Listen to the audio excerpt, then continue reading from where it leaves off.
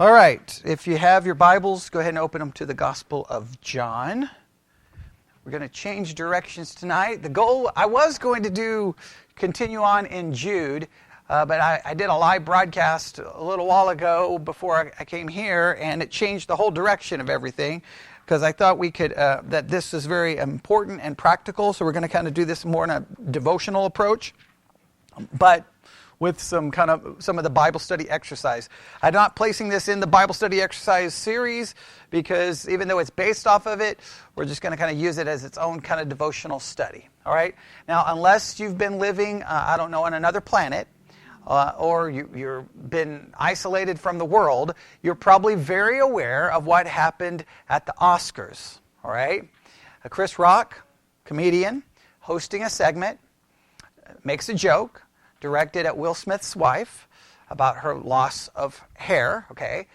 He does not specifically attack it so much as just making a reference to a movie from the 1990s called G.I. Jane about a woman who's trying to become a Navy SEAL, and she has to shave her head. So he kind of makes this little kind of passing remark about it.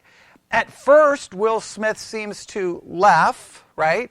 And then suddenly he stops laughing, and he gets up, and he goes up on stage, walks directly towards Chris Rock, and boom, slaps him right across the face. And they call it the slap heard around the world. ABC tried to their best to censor and edit, but it's 2022 because they censored and edited it, but it wasn't censored and edited in Japan or Australia, so within 3 minutes of it happening, it was all over social media, and then it went completely viral, and then, well, everyone has been talking about it nonstop. In fact, I got a news notification just a few minutes ago about an update on the story, because now it's been reported that Will Smith was asked to leave and refused and said no. But when you look at the whole situation, everyone has their opinion on it. I'm not here to get into all of that, but I want to use it for a very important purpose to get us to something more biblical and more theological that is relevant to all of us. We know we all love to do this, right? We all love to look at when other people do something to make a judgment about them, right? We're all good at making judgment on everyone else, yes? We see something in the news and we immediately do what? They shouldn't have done this, they should do this.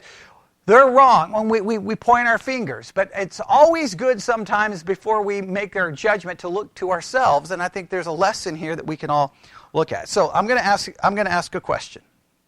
It's important. What happened, just from what you know of the story, what would we call what happened that motivated Will Smith to get up at the Oscars, get on stage, walk toward the person who's hosting the segment, and then on national television, live at the Oscars, slap the man in the face? What would we call, what was Will Smith experiencing that would motivate such a drastic reaction? Okay, well, anger, okay. What caused the anger? An insult, okay? Right? What happens sometimes when you're insulted? You're offended. There we go. That's the word I wanted. Will Smith was offended, right, because of a perceived insult. You could argue whether he was offended by it at first. Clearly his wife didn't like the joke. Clearly she didn't. And, it's pretty quick. If the wife doesn't like the joke, you better not like the joke, okay? Or maybe he would have been the one getting slapped, okay? But bottom line, he was offended. And he got up. And he walked and he slapped the person who offended him and his wife. Now, here's the question that we have to ask. No, we can talk about how he handled being offended, but we have to ask a question towards how do we handle being offended? And the reason we need to ask ourselves this question is because this week for the Bible study exercise, it's been John chapter 15, verse 18 to 27, and then chapter 16 of the Gospel of John, verses 1 through 4.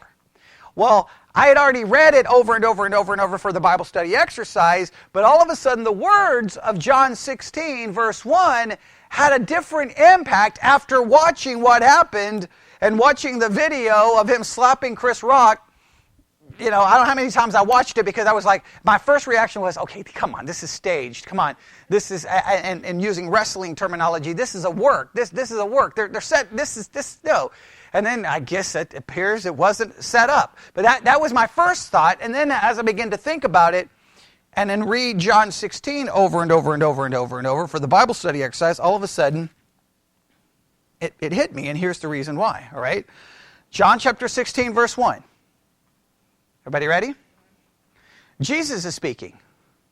He says, "These things have I spoken unto you, that you should not be offended." So tonight we're going to spend some time in how do we handle being offended. Okay? All right? Well, there's a reason why. Just keep the NIV there. You'll see why in a minute, okay? So, because it's going to make sense. About being offended. How do we handle it? Think of it this way. Well, you could write this down. What is the biblical way to handle being offended? Now, we can be offended in lots of different ways, right? Right? Any perceived insult, anything said to us, in a sense, we are offended. And what's our typical reaction to being offended? Anger, struck back, right? In other words, if I'm offended with if Twyla says something that's offensive to me, I may not, hopefully I won't walk over there and slap her, right? That would be wrong. But guess what I may do? I may respond in kind verbally. In other words, sometimes we never slap someone physically, but we can go back and forth verbally. I mean, just get a bunch of kids together and watch what happens. That's not fair! And then they'll go back, and then next thing they're boom, boom, boom, boom, boom, boom, boom, and because a perceived offense requires some kind of action. So we all have it. We all have done this, and I bet you that most of the time, do we respond biblically to an offense? No. In fact, you could argue that the culture today, everyone is offended. We live in a culture where the culture is just constantly offended. Everyone's offended. I'm offended at this. I'm offended at that. I'm offended at this. I'm offended at that. And our culture, a lot of people refer to it today, that when someone is offended today, what do they tend to do? Seek to cancel. We call it a cancel culture, right? Whether that's a good terminology or not. But everyone is offended by something. Everyone is offended by something. Right? I just got an alert from American Family Association, I don't know, maybe today, it may have been yesterday, and they want us to boycott Disney. Because they're offended. Right? They're offended. Right? And so now, if you're offended, we've got to go after. Now, I'm not saying that there's never a time to do something. The question is, the first question should be, what is the biblical way to handle offense? So what's the first question we should ask ourselves? John 16. Verse 1, it says, "These things I've spoken unto you for what reason? You should not be offended." Jesus doesn't want them to be offended. Now, before we figure out what offended means, what's the first thing we need to do? Any good Bible student? What are these things? What are these things? What things do you think it refers to? All right, so let's do a little debate. How many think it's what comes before, and how many thinks it comes what after, based off the way it's worded? All right, before, these things have I spoken unto you, which would point us backwards. Okay, so I think we could go all the way back to verse 18. I think would be a good place to start, right?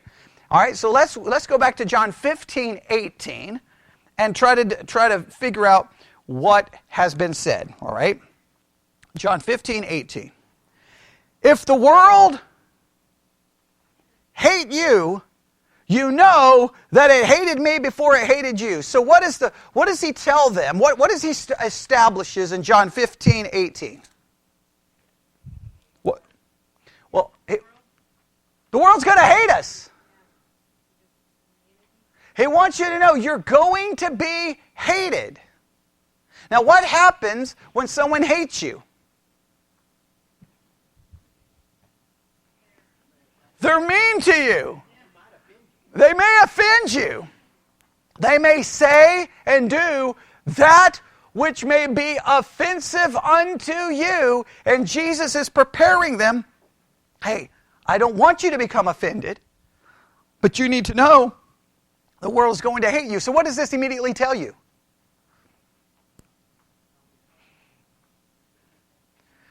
Well, tell me if you think I'm wrong. Tell me if you think I'm wrong. I think Jesus is saying that you don't respond to the world's hate by being offended. We do not respond to the world's hate by being offended. I think Christians didn't get the memo. Because Christians are constantly offended by everything the world does. I'm offended, I'm offended, I'm offended, I'm offended. Now, listen, I want to make sure we draw a distinction here. Believing that what the world is doing is wrong, that's different than being offended, right? Because clearly Jesus doesn't want them to be offended.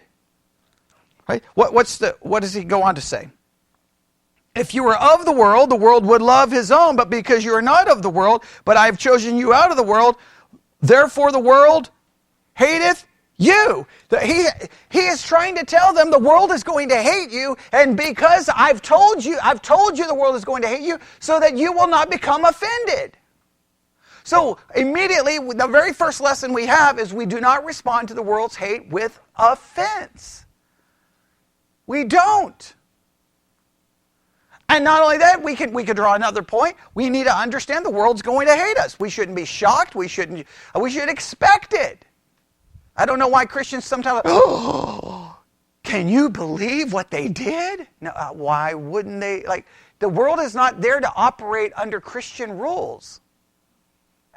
It's like, again, sometimes it's just for example, so let's say Christians are offended because of what a scene that has been added back into the new Buzz Lightyear movie. All right, so everybody's offended by this scene that was removed. Now it's been added back. Okay, so Christians are offended by it. Okay, fine. We don't like it. We don't like it. Now the question is, what is the biblical approach to respond to it? Is it declare a boycott? Now let me ask. So when you declare a boycott, what are you saying? I'm offended, and you should make a movie that I want. But why should Disney worry about making a movie that a Christian wants? Now, I'm not saying you should like it. I'm not saying you should go, it's wonderful. I'm not saying that. It just seems very to me, this is the way the world works now. If you make a movie that offends a liberal, they want to boycott and silence it. And if you make a movie that offends a conservative, at this point, everybody just wants to see what they agree with and live in a little bubble. But that's not the way it works. Here's the thing. You make a movie I don't like, don't watch it and move on with your life. No, we're going to teach them a lesson. They will not make movies that go against a Christian worldview. Do you realize pretty much everything goes against a Christian worldview? So can you just calm down? Now, I'm not saying you have to like it. I'm not saying you have to promote it. I'm not saying you have to run around going, it's the greatest thing in the world, and we're going to watch it 17 times, and we'll watch it in church. I'm not saying that. I'm saying you can just say, well, I'm not going to watch that, and just move on with your life. But we get offended. Everyone in the culture is offended by everything. Every joke is offensive. Every show, everyone is offended. Everyone lives in a perpetual state of offense. And I don't know if that's... Jesus seems to be saying, what? Don't be offended. It's going to happen. They'll hate you. Right? Now, so we figured out what these things are. We figured out Jesus doesn't want us to be offended by the world's hate, right? We should expect the world's hate. What's the next question we should have in regards to John 16:1? Look at the text. Good Bible student. Well, okay, that's a good question. I think he's obviously speaking to the disciples, so I think we've established that. Some of this I'm going with the expectation of we've all been working on this for the Bible study exercise. What would be another good question? Okay, well, there's another big one. Another big one. Come on. Look at the verse. Look at the verse. It's open book.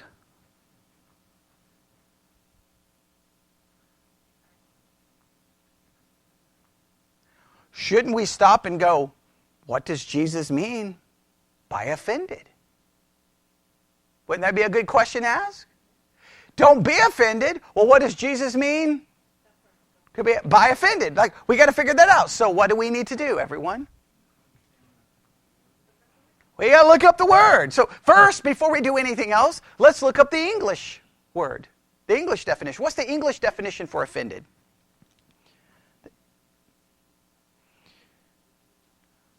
Do you need my help? No. English. We want the English definition. Okay, there we go. Resentful or annoyed, typically as a result of a perceived insult. So this is just that you are bothered, you become resentful, you become annoyed because of a perceived insult. That probably happens in your house every week. Every day.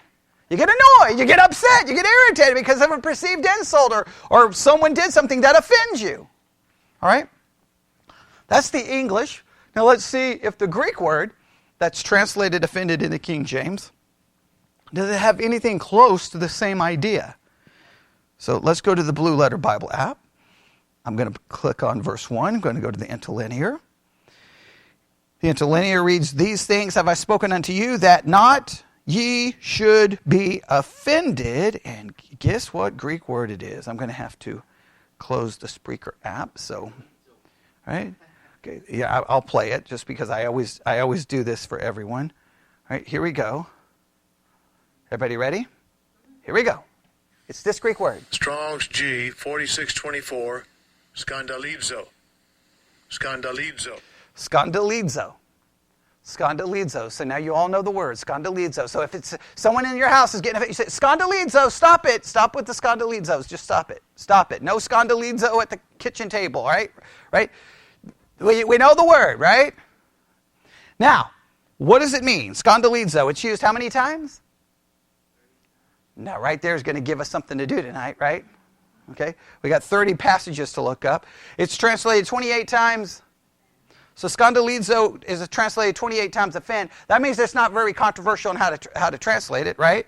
Make to offend. So we're pretty safe there. Skandalizo. What's Strong's definition? To entrap. Now that's interesting. To entrap, to trip up, stumble, entice to sin, apostasy, or displeasure, make to offend. Skandalizo. Now, this is interesting. Now we see why Jesus doesn't want them to become offended. Because when you are offended, what happens to you spiritually? Let's go through each part of that definition. What's the first thing that can happen to you spiritually when you experience skandalizo? Entrapment. You're trapped. You become entrapped spiritually. What's the second thing? Trip. You trip spiritually. Third, stumble. Fourth, entice to sin. Skandalizo. Will Smith experienced skandalizo, got up there and smacked someone in the face. And then when he gave his acceptance speech, he talked about the love of loving God and what God has called him to do, which is kind of weird, but okay. All right. But we can all understand that. We've all experienced skandalizo in some way, shape, or form. We've been offended, and sometimes our response is what? Sinful. If you ever want to hear it play out, wait till a Democrat does something that Christians think are offensive, right? Wait till Christians are skandalizo because of a Democrat, right? Then just tune in to American Family Radio the next morning, listen to today's issues, and listen to how they talk about it.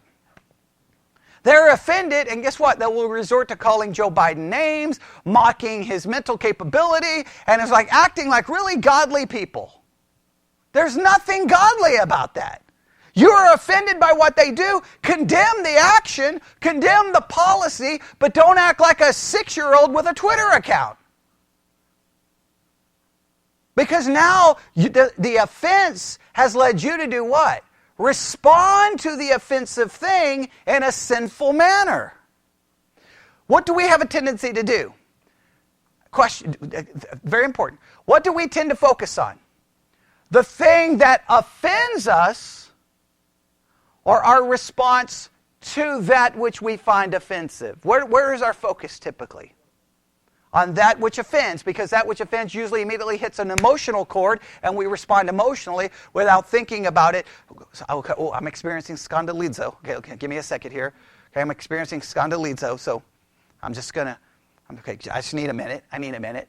Okay, so the next time Stacy offends me, I'm gonna scandalizo alert. Okay, I'm just gonna take a second because I'm gonna respond in a godly, biblical manner. Okay. Okay, how many think that's going to happen? See, now that's kind of offensive, okay? All right, okay. I can't obey, if you heard the earlier broadcast from today. Okay, all right, but I won't go there. Okay, I have the ability, but let's do it. But I don't really. That is the most bizarre. Okay, we won't. Okay, we're talking about previous broadcasts. Okay, nobody else knows what I'm talking about. Okay, all right, but we have a tendency to focus on the thing that offends us more than focusing on our response to it. Because we always tend to put the focus on outside of us, whether inside of us. Here, I'll give you an example. And I'm going to do an episode about this. Christianity Today produced the podcast, The Rise and Fall of Mars Hill. Right? One of the most popular podcasts over the last probably 12 months. Bazillions of people listen to it. And it was a powerful, powerful story of everything that happened to Mars Hills Church in Seattle and Mark Driscoll. It was painful to listen to. It was sad. It was emotional. And a lot of people used the opportunity to the podcast to go, Mark Driscoll's garbage, Mark Driscoll's garbage. But what's crazy is they just released a new episode. Yeah, because they took a long time to finish the series, but they finally finished it. But today, I think today or yesterday, they released a new episode. Nope. They released an episode, nothing to do with Mars Hill, nothing to do with Mark Driscoll. While they were reporting on how messed up Mark Driscoll was and how messed up the church was, guess what was happening to Christianity Today? It was being discovered that they had mishandled sexual abuse and sexual harassment within Christianity Today. So they had to release an episode going, while we were reporting on Mark Driscoll, we were discovering how messed up we've made things. That's like, now I admire the fact that they're willing to release that, but it just is a warning that we always have a tendency to do what? Focus on everyone else. So it's easy for me to focus on the people who offend me instead of scandalizo, stopping and going, wait a minute, how am I going to respond? Yeah, a big organization. The magazine, the website, yeah, Christianity Today. What do you mean? No, they're not. They're the ones who reported on Mars Hill. While they were reporting on all the mess-ups Mars Hill did, it was being discovered that Christianity Today had some serious issues in their own company, their own ministry. Yeah, so it's like when I hit play, they were like, "Well, we were reporting on Mark Driscoll. Well, it came to our attention that we've done this and this and this and this." And I'm like, "Whoa, that's an ugly situation, right?" But it's true for all of us. Well, we're over there going, "You offended me!" Oh, how many people have I offended? Wait, you offended me! Well, wait a minute, am I responding in a biblical way? That's the point I'm trying to get across here. That's the point I want us to see. We've got to think about because if we don't, what are we? So in other words, what I'm trying to say, scandalizo, we experience it, and we not only can we be entrapped, not only we trip, not only can we stumble, we can be enticed to do what? Sin. we've got to check ourselves. Not only can we be enticed to sin, the next two are very interesting. What's the next one? Apostasy. How do you think that applies to scandalizo? How do you think that applies? How does this idea of apostasy come into play with experiencing scandalizo?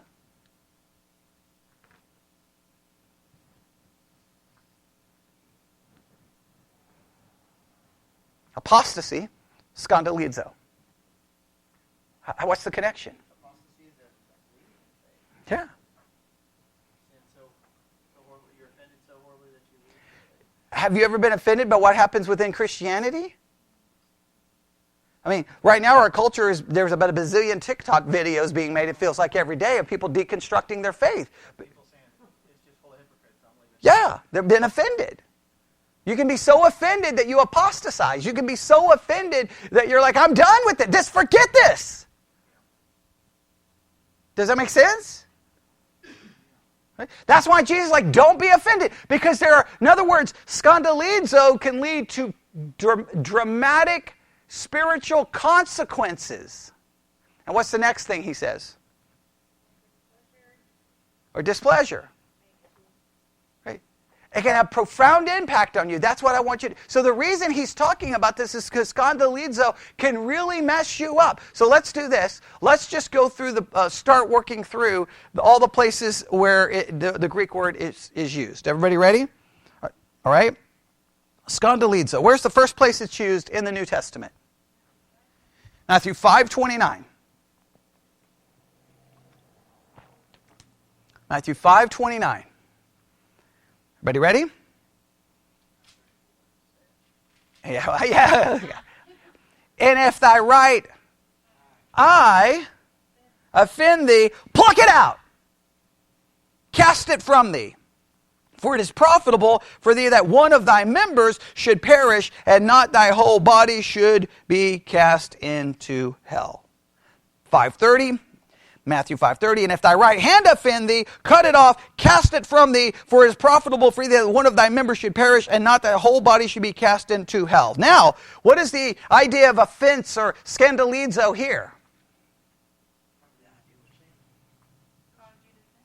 Yeah, the thing, remember what is scandalizo, what does it talk about? Entrapment, trip, stumble, entice to sin, apostasy. All right? So, if your eye or hand scandalizo, in other words, leads you to a trap or to stumble, then you need to get rid of it. Now, clearly, we would think, and I think we can prove, that he's not referring to cutting out your eye or cutting off your actual hand. He's using a figure of speech. What is the point he's trying to make? Get rid of the thing that is scandalizo. Get rid of the thing that is causing the offense, that's causing you to trip or stumble or whatever the case may be. All right? Now, there's some truth to that, but remember, there's only so far that can go, because you can't cut out your sinful nature. So, all right. Some people think if you get rid of everything, you'll fix all the problems, but it doesn't always work that way. All right. So, in other words, here, whatever. Please think. We can think of being offended by action. Think of this.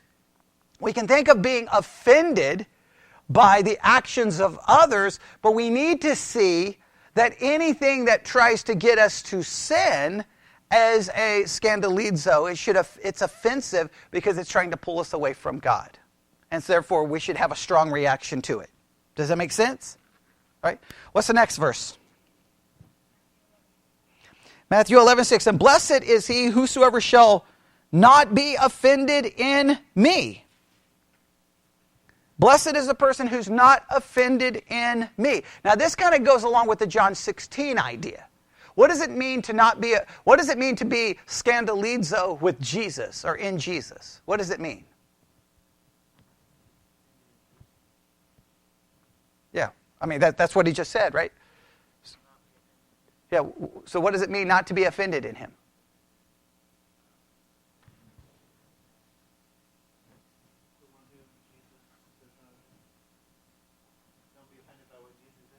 Okay.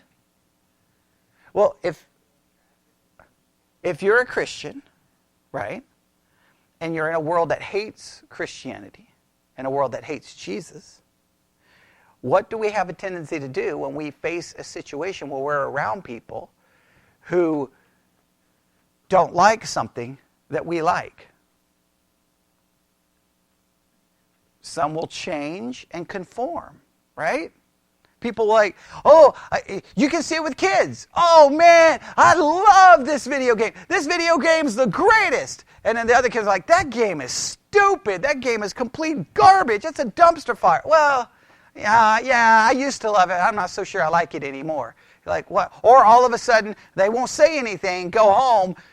Hey, I want to get rid of this game, and then because they start trying to go along with what the crowd, because they want the crowd to be pleased. Well, the same thing can happen with Jesus. If everyone hates Jesus,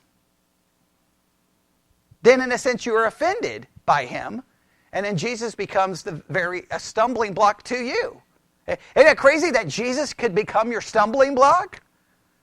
Because the way people respond to Jesus is how then you begin to compromise. Does that make sense? All right. Next verse. All right, 13:21. What does it say here? Yet hath he not root in himself, but dureth for a while. For when tribulation or persecution ariseth because of the world, and by he is offended. This is the parable, right? The seed and the sower. And what happens to this individual? He has no root in himself. And then what does he experience? Tribulation and persecution. Persecution for being connected with Jesus. And what happens? He's offended. He stumbles. He falls because he's offended. He's offended. For some people, this is a major issue. Now, look, when you get older, it's less of an issue, right? Now, but it can still be an issue depending on maybe on your workplace. But you're not as exposed to as much peer pressure when you get older, right? But when you're younger, this stuff can really mess people up. But if the world turns against Jesus completely, you'll put it. What happened when Peter got? Hey, are you with Jesus? I don't know what you're talking about. I don't know who that is, right? I don't even know the man, right? Okay, because that's what can happen when you face a little bit of peer pressure, right? Next, Matthew 13:57, and they were. Matthew 13:57, and they were offended in him. But Jesus said unto them, a prophet is not without honor save in his own country and in his own house. Again, people are being offended with Jesus or in him, which is an interesting concept. Next, Matthew 15:12. Then came his disciples and said to him, knowest that the Pharisees were offended after they heard this saying? Sometimes people are offended by what?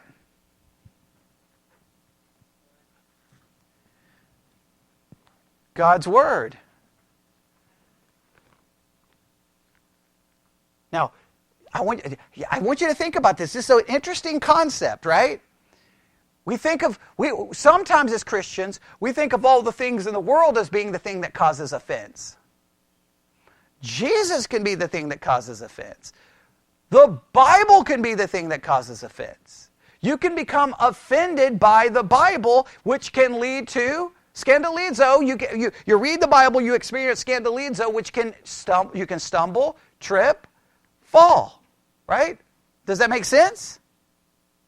Now, I won't give a solution yet right now, but just so that you understand, whenever we read the Bible, there's always the potential of scandalizo because it's not our thoughts, it's not our ways. And so what do a lot of people do? They don't like what it says, right? Here's what happens. Here's what I want. Here's what the Bible says. They immediately experience scandalizo. So then what do? Remember one of the dangers of scandalizo? You're in the definition? Apostasy. You're going to I don't want it anymore. I'm going to walk away from it. I'm going to leave it. I'm going to leave it because I don't want that stuff. And you can understand, right? That it's going to happen. It can happen, all right? Next. We're going to move quickly. 17:27.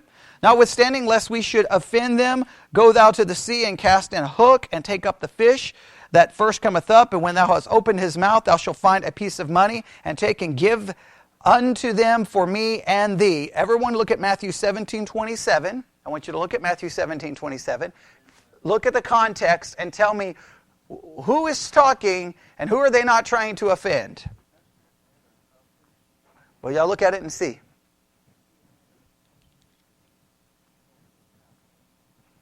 It's about paying tribute or taxes, right? Who tells them to go do this?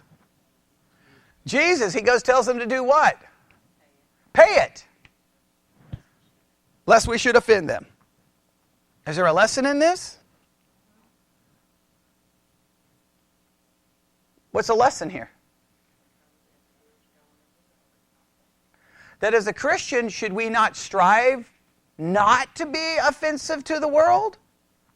I mean, look, I know that this creates all kinds of controversy, especially since with the pandemic and everything, and everybody gets upset. But isn't there, when many Christians were offended by the rules handed out by some states and some the CDC or whatever. They were offended by it. And how was many Christians wanted to respond?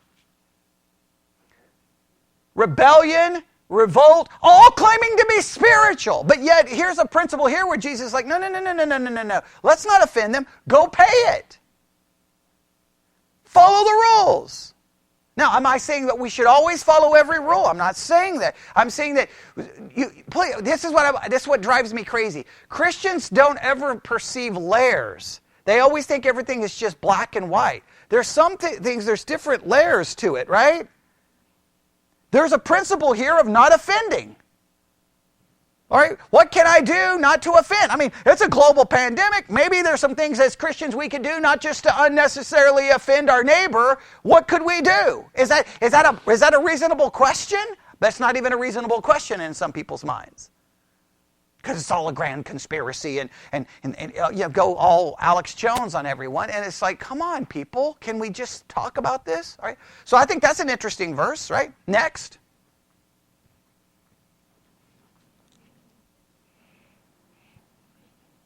But whoso shall offend one of these little ones which believe in me, it were better for them that a millstone were hanged about his neck, and that he was drowned in the depth of the sea. Now what's interesting is we're always good at pointing out everyone else who should have the millstone tied around their neck.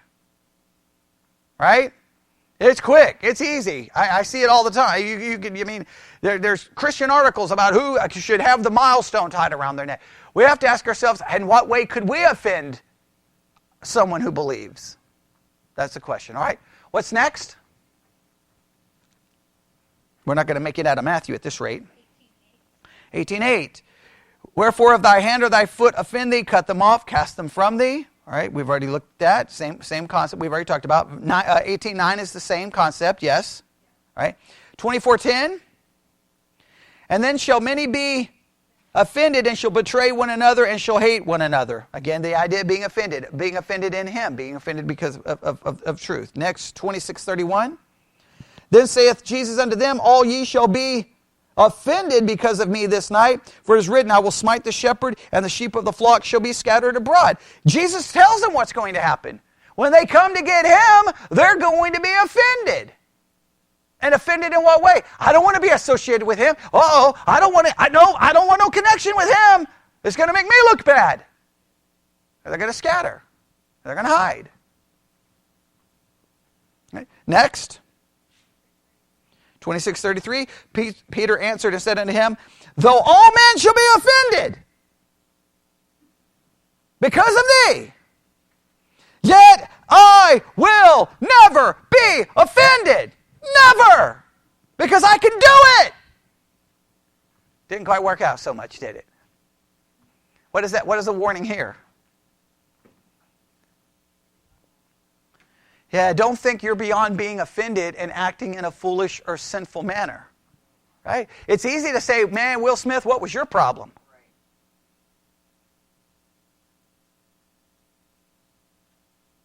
Be careful. You'll find yourself in some situation where you're doing something dumb. Doesn't mean you excuse wrong behavior. Just means you always want to, when you see wrong behavior, look at you first.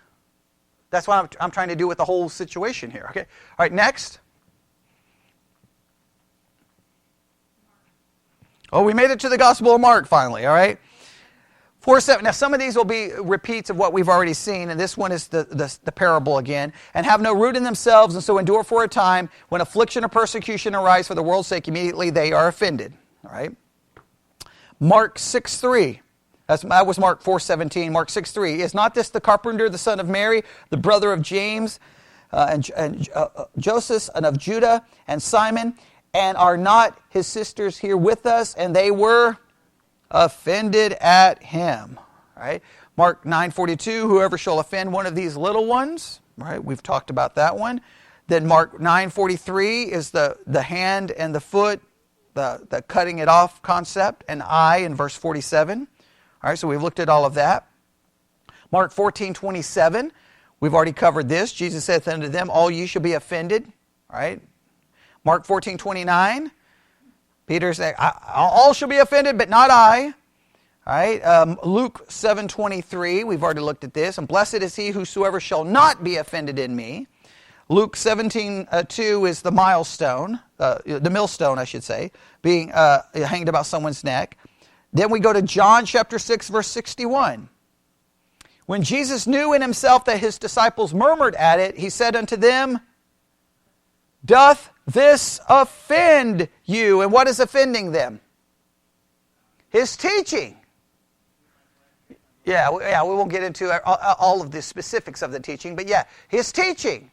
We can be offended at his teaching, and we got to realize when we are. Look, it's better to acknowledge that you don't like a text and it bothers you than to pretend and put on a robe of self-righteousness that it's all good with you. Because sometimes we just got to admit, man, I don't like that. I don't like that. I don't like that. I don't like that.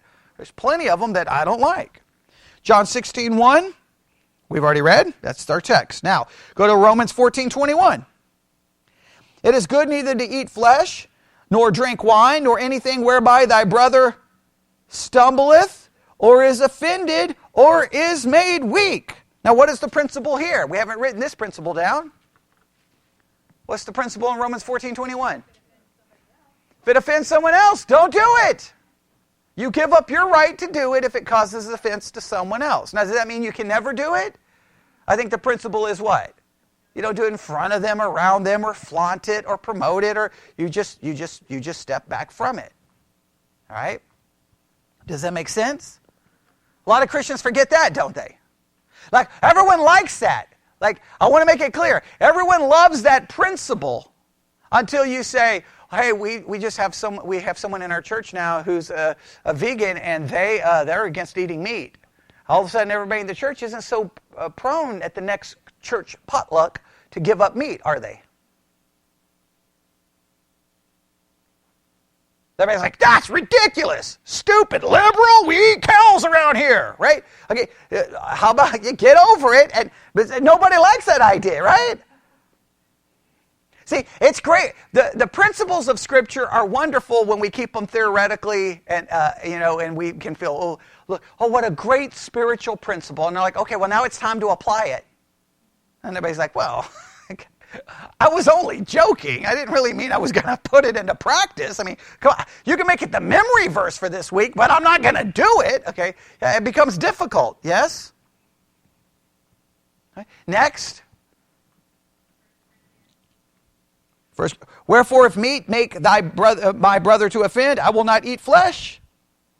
While the world standeth, lest I make my brother to offend. I mean, that's taking it really far. 2 Corinthians 11:9, who is weak? Am I not weak? Who is offended? And I burn not. And I think, is that all of them? That's all of them. All right, so what are some key principles we've learned about how to handle being offended from a biblical perspective? What are some key principles? I've given you a bunch. I've not numbered them. Okay, get rid of the thing that's offending you. Okay, that's causing you to stumble. What's some other? Okay, blessed is if we're not offended in Christ, meaning that there's a possibility we could be. What's some other principles? That people can be offended by the word, including us. We can be offended by the word. Any other principles?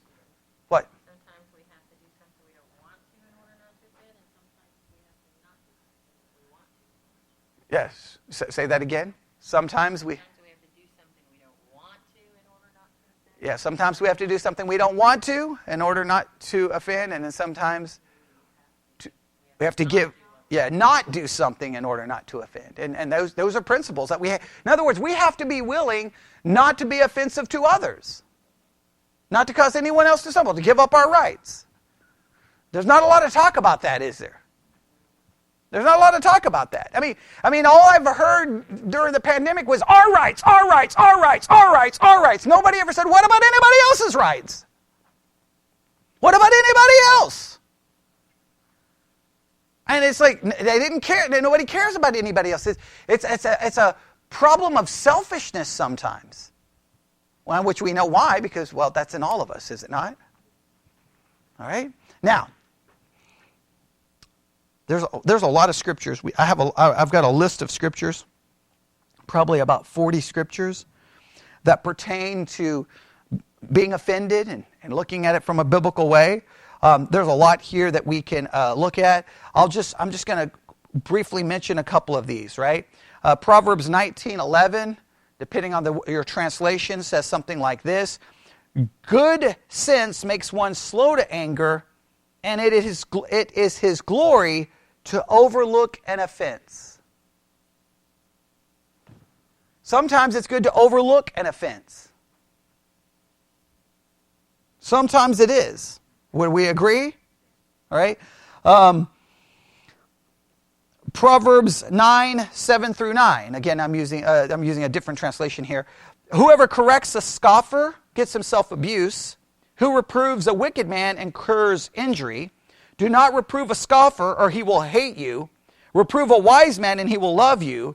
Give instruction to a wise man, and he will be wiser. Teach a righteous man, and he will increase in learning. The idea here is we have to be smart sometimes, and that person's foolish, and so sometimes we don't like their foolishness or their stupidity, so we immediately want to jump in and try to correct it, and sometimes all we're doing is allowing the fact that we're offended by their idea, that we end up, creating a bigger problem. We have to sometimes think about it, right? Yes? In other words, there's a time and place to speak, and there's a time sometimes just don't say a word. Okay? And I think this is interesting. Proverbs 18:19. A brother offended is more unyielding than a strong city, and quarreling is like the bars of a castle. A brother offended is more unyielding than a strong city. When you get offended, you can be more unyielding than a strong city. You're not going to back down because you're mad and you're upset. And sometimes when we're in fighting or arguing with someone, guess what? What's happening? Nobody will back down because someone got offended at some point in the argument, so we keep going and going and going and going and going. And what do we have a tendency to do? Okay, that's not us. Okay, that's you. Okay, I'm just the victim of it. Okay, all right. But sometimes, and guess what happens? You say something, they say something. You gotta say it back because you gotta have the last word. Everybody wants to be right. Yeah, right. Because we want to. We not only are we offended, we want the other person to acknowledge that they offended me and that they were wrong in offending me. Right? I'll just give you an example of this, and I gave this in the live broadcast that I did earlier. All right, the other day. It may have been yesterday, may have been the day before. I do too many broadcasts, so they all run together. Okay, but I did a broadcast on St. John of the Cross. All right, because Our Daily Bread aired a program, or their daily devotional program. It's about 5 minutes long, and they mentioned St. John of the Cross, and they referred to him as a 16th century reformer. And as soon as I heard that, it's like 2 o'clock in the morning, and I'm like, Stacy, did you hear that? And she didn't care and told me to be quiet because I don't know why. It's 2 o'clock in the morning. Shouldn't we be talking about biblical things? But some people are ungodly. All right. So I'm like this. So I immediately grabbed the iPad and was like, wait, 16, save this. So like the next day when I got an opportunity, I played that little clip from it. And I said, 16th century reformer? What does that make you think when you hear that St. John of the Cross was a 16th century reformer? What comes to your mind? The Protestant reformers. No, that's completely wrong. He was one of the counter-reformers. He was a Catholic. Counter-Reformation, the Counter-Reformation, the Counter-Reformation. So I'm like, so I gave a little bit of history of St. John the Cross. I gave when he was born. I gave when he died. I gave some basic information, his connection with Catholic mysticism, some just basic, like about a 15, 20-minute church history lesson. Thought nothing of it. I'm good, right? All right, a little bit of church history, great. Everyone now knows who St. John of the Cross. I read one of his poems. I just mentioned basic stuff. No big deal. Moved on. Till I got a notification. Bing. What? Someone on YouTube, of course, YouTube. And I'm looking at it and I'm like, what is the world? So this guy just basically accuses me like, you don't know what you're talking about. You don't have a clue. And I'm like, what did I get so wrong? So I looked again. I'm like, St. John of the Cross. That's when he was born. That's when he died. Okay, he was a Counter-Reformation. Like, I know this. I already know this stuff, right? I know this stuff. And then he starts basically attacking me, and I'm like, man, you're referring to Paul of the Cross, not John of the Cross. Paul of the Cross is like, he's in the 1700s, like completely different country, completely different everything. Like, what are you talking about? So then I try to correct him, and he's like, and then he basically accused, you mentioned Paul of the Cross. And I'm like, go listen to me. I never mentioned Paul of the Cross one time in my program. What are you talking about? Right? And I'm like, I know what I'm talking about. You're the one who's bringing it. And he's trying to accuse me that I was talking about Paul of the Cross and not John of the Cross. I'm like, no, John, I gave the very dates he was born into. What's wrong with you? Right? So then I got very tempted. You went on the offense without. He made all kinds of accusations. He's like, you need to read The Dark Night of the Soul. I'm like, oh yeah, I've never read that. Never heard of that. Like he's just making all these assumptions. Like I don't know anything about Catholicism. Like I'm just clueless. I don't know what I'm talking about. So then I thought, you know what I'll do? I'll grab the microphone and I'll record a response. That's an easy episode, right? I don't need any notes, right? I can just say, like, ladies and gentlemen, John of the Cross. Here's the information. Ladies and gentlemen, Paul of the Cross. Go look at the person on YouTube saying foolish things. Right? And then I can say, but I'm doing it for a godly reason. Because I want to show everyone that you should not make assumptions when you post comments on YouTube. That sounds godly, right? So I got ready to do it. And then I realized, I think I'm upset. I think I'm offended. I think I'm a little bit offended here. I think that I'm offended because this person is making assumptions. And so I'm going to try to belittle the person. Now, because the person never came back and said, because I did try to respond in the comments, and the person never came back and go, oh, man, okay, you're right. Okay. A 2-second Google search. Yeah. They're two different people, right? But he never came back to apologize because I guess he probably walked away still thinking, but I wanted to be right. So in other words, a comment on YouTube gave a little bit of offense, which became a stumble and enticing me to do a Will Smith. I wanted to do a spiritual Will Smith. And then, but I was going to convince myself that I was doing it for spiritual reasons. You see how utterly messed up we are? Okay, you're all looking, no, you're the one messed up. Okay, you've got your own issues. So here's the $1 million question. It's great to say, don't be offended. Right?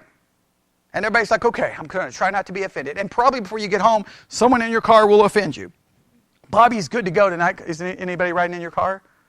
Okay, so he's good to go. Okay, I saw Austin back there. Okay, good. So she can offend you. Okay, all right. So Bobby's good. Bobby's the only one's going to make it home without, unless someone cuts in front of him and driving, then he may get offended. Okay, but so here's the question. You ready? What is the biblical answer to handling offense in a biblical manner? What is the biblical answer to handling offense in a biblical manner? Okay, I hope, I don't think that's a scripture about taking a deep breath. Okay, it's not a bad idea. What do you think? What do you think? We can't go home until y'all can find the answer. Does it need to have offended in it, or is just a principle? To me, the only principle that will work in fixing this, it's scriptural.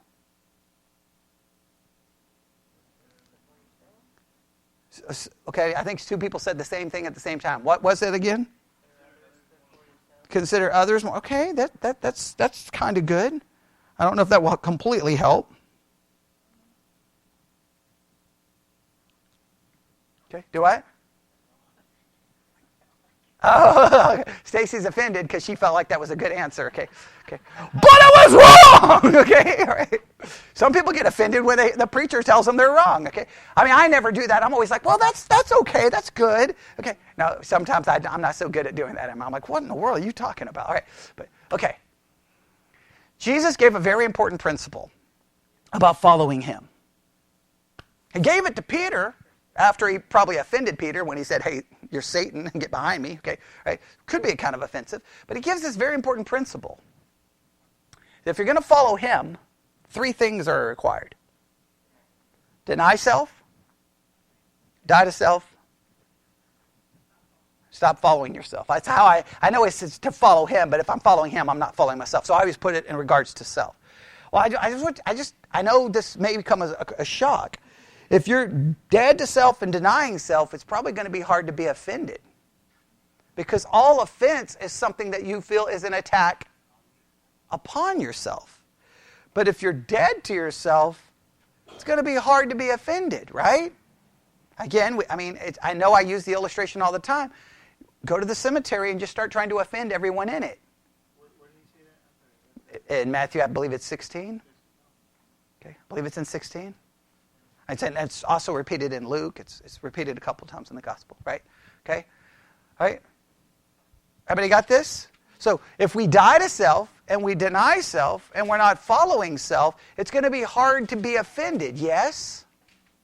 Because, let's be honest, you can get offended at something your kids say or do. Can you not?